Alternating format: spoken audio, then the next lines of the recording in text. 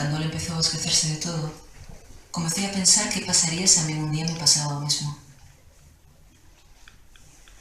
Onde irían para as miñas lembranzas?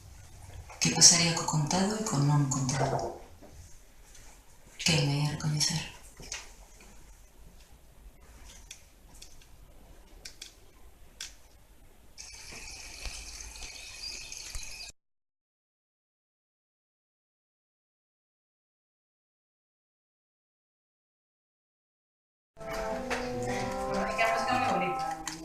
E aparte Gales patrocinanos porque non ven.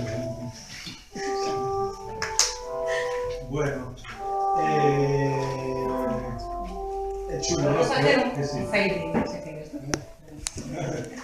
Bueno, espero que vos gustara esta película que, bueno, creo que é moi bonita, moi emocionante e é o primeiro traballo de A primeira non. Bueno, a primeira longa. Un festival de curtas de A primeira longa e un pouco que facemos nós bueno, precisamente este son un tipo de directores e directoras que nos gusta ter aquí, sempre que foi, bueno, forxado en Cannes como curtometraxista e que nos trae a súa primeira peli.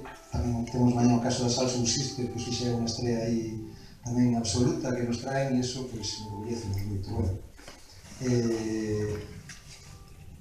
Parabéns pola película, eu xa cando vi me gustou moito e cando coñecín o proxecto antes e, bueno, un pouco pode contar vos Ángeles que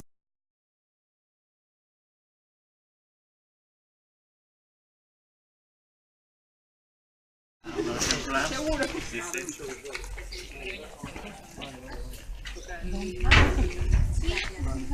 después van a pasar la hora y ahora están más de sí, no, o tema